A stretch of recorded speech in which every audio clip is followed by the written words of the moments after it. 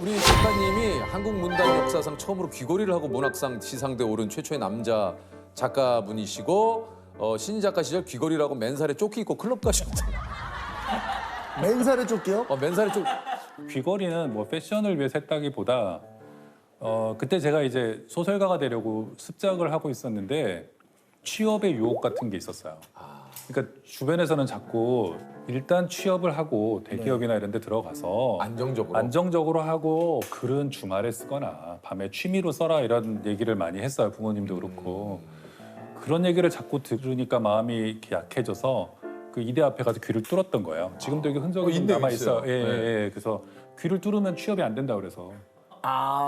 예. 내 마음이 흔들릴까 봐. 네네. 그냥 뚫으니까 부모님도 포기하시고 뭐 다 포기하고 그래서 귀를 뚫으신 거예요? 면접관들이 이렇게 보잖아요. 네. 그런데 그때는 뭐 지금보다 훨씬 더 엄했으니까. 근데 그렇게 하고 나니까 좀 마음이 편했고 지금 같았으면 저도 아마 그렇게는 못했을 거예요.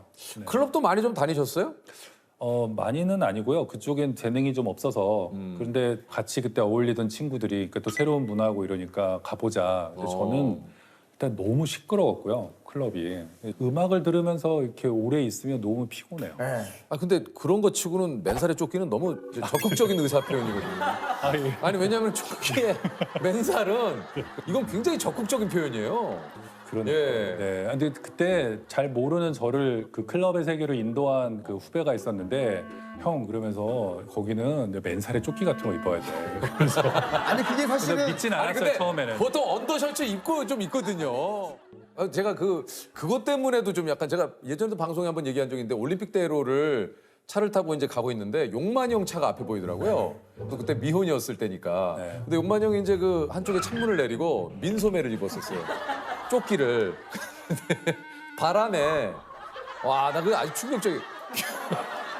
겨털이. 도처럼 바람에. 흔들리는 거예요. 도처럼 예. 나부끼는 거예요. 이걸 한쪽을 이렇게 하고 운전을 하는데 와 이게 겨털이 막 바람에 펄럭거리는 너무 꼴보. 그래서 제가 이제 많은 분들이 제가 TV에 나온 이후의 모습을 많이 보시니까 네. 되게 참 사람이 부드럽고 네. 되게 원만해 보이고 그렇지만 20대 저는 좀 아마 제가 그런 소설이 있어요. 어떤 노 작가가 보르헤스라는 작가인데 쓴 소설에 보면 강변을 산책하다가 웬 젊은이를 벤치에서 만나요. 그래가지고 얘기를 나누는데 너무 마음에 안 들고 재수 없는 거예요. 괴로워하고 가다가 문득 깨달아요. 아, 저게 20살의 자기였구나. 근데 우리가 가끔 그런 상상해 볼 수 있잖아요. 20살의 조세호, 뭐 20살의 유재석을 어딘가 우연히 뭐 KTX 옆자리라던가 만나서 대화를 나눌 때 과연 그 친구를 좋아할 수 있을까? 나는 과연 20살의 나, 그 맨살에 그 클럽 다니던 그때의 나를 보면 길에서 이제 보는 거예요. 홍대 지금도 근처에 살고 있으니까 지나가다 그런 친구가 지나가면 멀리 떨어질 것 같아요. 이렇게. 저는 지금 생각하면 20살에 저라고 하시니까 제가 그때 앞으로 파마라고 해가지고 이렇게 이만큼 크게 하는 게 있었어요. 네. 아, 저도 막 머리 랩핑하고 네. 그랬어요. 제가 유럽 여행 갔다가 이거 따가지고 이렇게 색색으로 그런 거 있잖아요. 이렇게 네. 따주는 사람들 있잖아요. 비누도 따듯이. 광장에.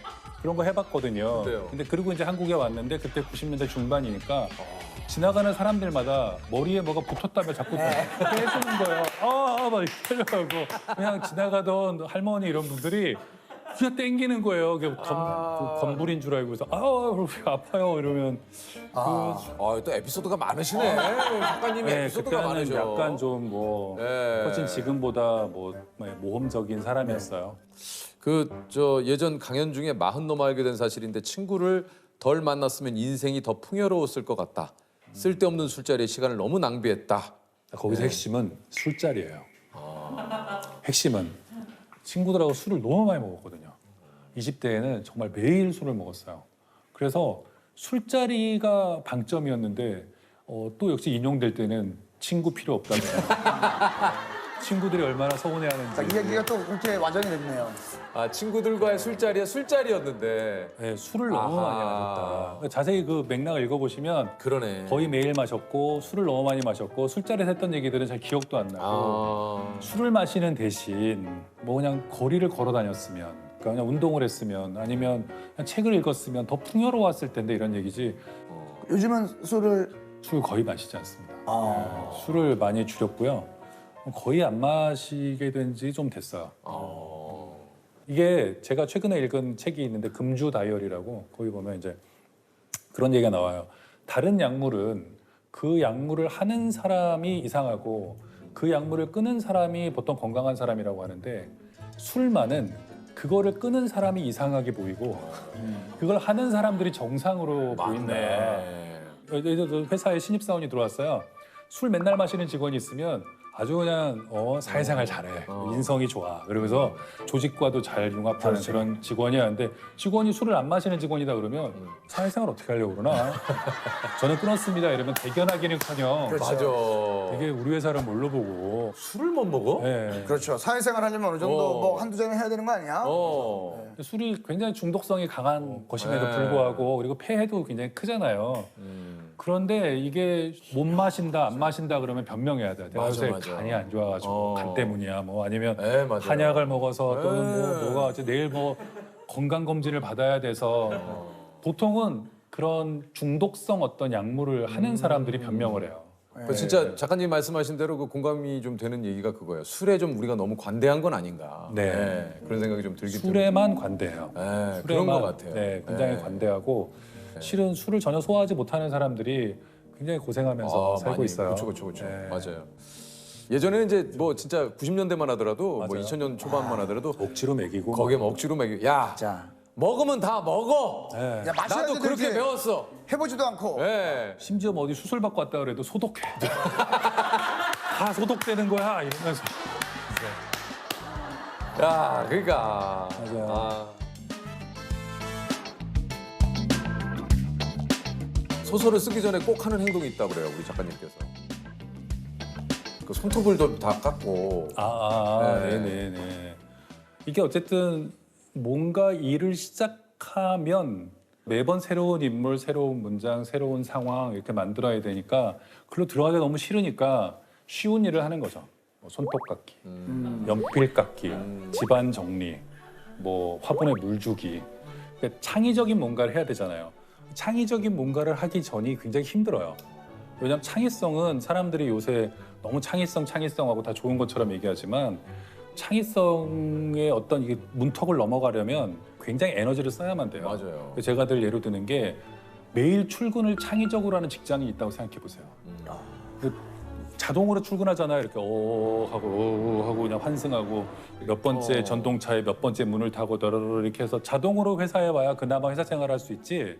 그래서 사장님이 직원 여러분 앞으로는 매일 창의적으로 출근하세요. 이러면 오늘은 지하철, 내일은 자전거, 모레는 행글라이더, 어느 날 수상스키. 걸어서 뭐 수상스키, 뭐 한강에 무슨 뭐 보트 타고 돌아오기, 걸어가기 뭐 그러다 보면 굉장히 아침에 일어나면 벌써 막 압박이 느껴질 거예요. 맞아.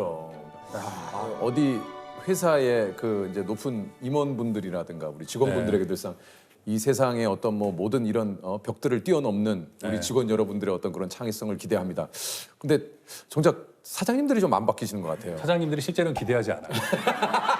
실제로 기대하지 않아요. 그래서 사장님들이 말하는 창의적인 거라는 게 뭐냐면 굉장히 기발한 아이디어지만 내 마음에도 들어야 되고 그렇지. 회사에서 기존에 나온 제품들과 전혀 맞아. 배치되지 않으면서도 그래. 아무 소비자들의 불만이 없이 없는. 맞아. 바로 나가면 맞아요. 대박을 낼 수 있는 안을 내보게 이런 거거든요. 맞아요. 근데 대부분의 소설가 저희 이제 서랍에 보면 실패한 소설이 이만큼 쌓여 있어요. 대부분의 아이디어가 실패하는 거예요. 개그 짜보시면 아시겠지만 그렇죠. 대부분의 아이디어가 대부분이 그쵸, 그냥 맞아요. 버려지는 거예요. 네, 맞아요. 그런데 그게 창의적이어서 버려지는 거잖아요. 이게 박스 바깥에서 사고 와라 그러잖아요. 박스 바깥에서 사고하면 다 버리는 거예요. 그러다 그 중에서 하나를 건지는 건데 사장님들이 생각하는 거는 비싼 월급 받고 일을 하니 모든 아이디어를 박스 안에 넣되 창의적이어야 된다. 그래서 실제로 가끔 이렇게 회의 같은 거 할 때 창의적인 아이디어를 한번 내보게 했던 신입 직원 같은 사람들이 진짜 그 말을 믿고 이 딱 손을 들고 제 생각에 우리 회사가 이런 제품을 해보면 좋을 것 같습니다. 그러면 왜 알지도 못하면서 뭐? 자네 들어온 지 얼마 됐나? 뭐 알지도 못하면서 뭘 한다 그렇게 회사에 대해서 얘기를 해? 누가 뽑았어? 이렇게 되면 직원들이 바로 신호를 알아듣고 함부로 창의적이어서는 안 되는구나. 머릿속에 많은 아이디어가 떠올랐다가 바로 다시 그냥 한번. 우리 혹시 그 많은 우리 사장님들께서 네. 좀 그 얘기를 하시기 전에 본인부터 어디까지 창의적인 걸 허용하실지 그렇죠. 한번 좀 생각을 한번 잘 해보시길 바라겠습니다. 그리고 바로 이 비판적인 얘기를 아주 미세하게라도 하면 높은 사람은 아주 그냥 자기가 열려 있다고 생각하고 그쵸, 그치. 그 참 아주 신입답게 아주 패기 있고 좋은 아이디어야. 근데 그거 우리 지난번에 하지 않았나? 라든가 아니면 그게 근데 그런 이슈가 좀 있지 않았나? 이러면 사실은 쟤 좀 어떻게 잘 교육시키라는 신호를 부장단이나 이런 사람에게 주는 거예요. 아 불편해요. 왜 저런 애가 그러니까. 발언하게 하지? 이러면서 아하 이게 바로 MZ 세대구만 이러면서 역시 참 달라. 핑계 없으면 그 핑계를 대시더라고. 내가 잘 이해는 안 예. 되지만 뭐 하여간 아니 그 한예종 극작가 교수님으로 재직하실 때 네. 학생들에게 글 쓸 때 짜증 난다라는 표현을 이렇게 쓰지 못하게 하셨다고. 이걸 왜 쓰지 못하게 했어요? 이렇게 오해하실 분들도 계신데 제가 그렇게 무서운 선생님은 아니에요. 뭐말 못한다고 막 혼내고 이런 게 아니라 소설을 쓸 때 뭔지 알겠다. 그러니까 일상적으로 저도 많이 써요. 짜증나 이렇게 네. 쓰지. 그때 무슨 단어를 고르고 그러진 않아요. 그리고 근데 소설을 쓸 때는 소설을 쓸 때는 다른 사람의 감정을 좀 섬세하게 표현해라. 그러니까. 그러니까 짜증이라는 감정에는 그냥 다양한 감정이 뭉뚱그려져 있죠. 있잖아요. 그렇죠. 예. 예를 들어서 엄마가 내 생일을 잊어버렸다. 짜증나죠. 하지만 그 그건 서운함이죠. 서운함이죠. 네, 그런 거죠. 그다음에 뭐 어디 화장실에 들어갔는데 이를 다 봤는데 휴지가 없다. 짜증난다. 네. 근데 그건 당황스러움이잖아요. 그 당황스러움이죠. 황당함. 그다음에 우리가 많은 걸 그렇게 그냥 표현할 수 있으니까 너희들은 글을 써야 할 사람이니까 가능하면 좀 이렇게 말씀하신 것처럼 당황스러웠다. 구체적으로. 분했다, 화가 났다, 서러웠다. 그 감정이 뭔지를 표현하려고 노력해야. 그냥 짜증난다. 그냥 짜증난다에서 끝이 나면 내 스스로의 감정을 스스로 잘 모를 것 같아요. 네. 그래서 이제 진짜. 짜증으로 표현이 안 되니까 개짜증이 나는 거 아닙니까? 네. 왕짜증. 왕짜증, 붙이고. 개짜증 뭐 이런 게 나와요. 짜증으로 표현이 안 되는 짜증. 네. 그것은 개짜증, 왕짜증. 왕짜증. 예. 근데 보통 사람들이 그렇게 뭉뚱그려서 말하는 이유가 있어요. 뭐예요? 진짜 감정을 들여다보면 너무 괴롭거든요. 그런가 보다. 그런가 보다. 그런 것도 있어요. 내가 서운한 건데 이 서운함에 대해서 깊이 생각하다가 눈물 나고 감정 북받쳐 오르고 특히 슬픔 같은 감정을 사람이 표현하면 약해 보이잖아요. 우리가. 그래서 슬펐을 때도 나 어제 짜증났어. 들어보면 슬픈 이야기예요. 친구가 무슨 너 얘기인지 알겠어. 슬펐나 봐. 네. 너 슬펐구나라고 하면 아니야. 그냥 짜증이야. 이렇게 얘기하지만 이 감정이 뭐지라고 생각하다가는 잘못하면 터질 수 있어요.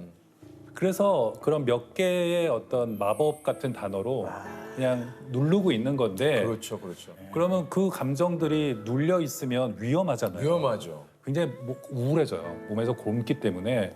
그래서 우리가 좀 혼자 있을 때 이제 책과 마주하고 있을 때 안전하잖아요. 책은. 책이 우리한테 화를 내지도 않고 우리한테 비난할 것도 아니니까 자기가 좋아하는 어떤 작가의 책 같은 걸 보면서 그래 이게 내 감정이었어 막 울기도 하고 그때 마음껏 자기 감정을 들여다보고 울고 싶으면 그때 울고 이게 바로 이제 아리스토텔레스가 말하는 정화, 카타르시스죠. 카타르시다. 진짜 많이 이거 아주 하시네요. 뭐, 예. 아니 그 작가님의 인생 모토가 이제 내가 할 수 있는 능력의 100%를 다하지 않고 쓸 수 있는 70-80%만 쓴다. 절대 최선을 다하지 않는다. 이건 뭐예요? 네. 그러니까 항상 최선을 다하면 위험하다는 뜻이에요. 이건 제가 최재천 교수님의 개미 박사님, 최재천 선생님한테 들은 얘기인가? 저 정확하게 기억은 안 나지만 개미들을 이렇게 보면 개미는 이렇게 열심히 일하는 동물의 상징이잖아요. 배짱이 막 훈계하고 그런데 개미들을 잘 관찰해 보니 30%의 개미는 놀고 있더래요. 맞아요. 네, 그 들으셨죠? 그 얘기 하셨어요. 그러셨어요? 예. 여기서 하셨구나. 예. 그게 어떤 이 병고가 생기면 여력이 있다면 나가서 걔네들이 싸울 수도 있고 그다음에 손실이 있더라도 걔네가 보완할 수 있잖아요. 보충할 수 있고. 저는 인생은 길고 그 사이에 어떤 일이 벌어질지 모르는데 매일 최선을 다하다가 예를 들면 몸이 어디 아프다던가 또는 뭐 가족 중에 누가 뭐 아프다던가 그러면은 회복할 수가 없는 거죠. 이미 자원을 다 맞아요. 쓰고 있는데 네. 더 이상 갖고 올 게 없잖아요. 우리가 은행에도 잔고를 남겨두듯이 자기의 하루도 오늘 내가 한 이 정도를 100을 할 수 있으면 70만 하자 하고 이렇게 하다가 어떤 순간 위기가 닥쳤을 때 남은 30을 쓰거나 좋은 것 같습니다. 네.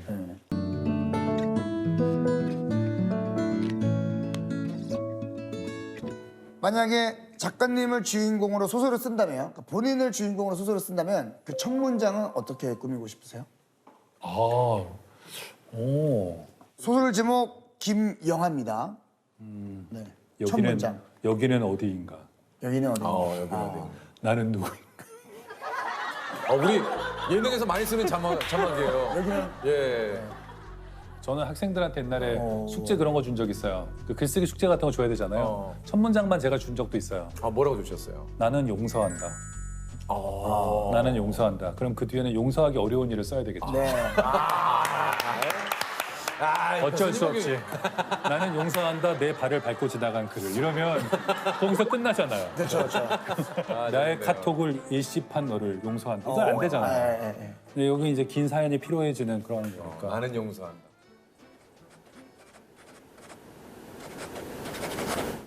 자작나무 숲에 누워 나의 두 눈은 검은 허공을 응시하고 있다. 한 번의 짧은 삶, 두 개의 육신이 있었다. 지금 그 두 번째 육신이 죽음을 앞두고 있다. 나는 나와 관련된 기록들을 찾아다녔다. 그리고 기억을 이어붙이며 과거로 돌아갔다. 그때마다 이야기는 직박구리가 죽어있던 그날 아침, 모든 것이 흔들리던 순간에서 시작됐다. 아직 어린 잿빛 직박구리였다. 하늘을 날다가 힘에 부쳐 그대로 떨어진 걸까? 아니면 불의의 기습을 받아 추락한 걸까? 가슴속에 치밀어 오르는 감정이 있는데 그게 뭔지 말로 표현할 수가 없었다. 슬픔일까? 아니면 죽음에 대한 두려움일까? 내 감정은 마치 상점의 쇼윈도 안에 들어있는 것 같다. 볼 수는 있지만 손으로 만질 수는 없는.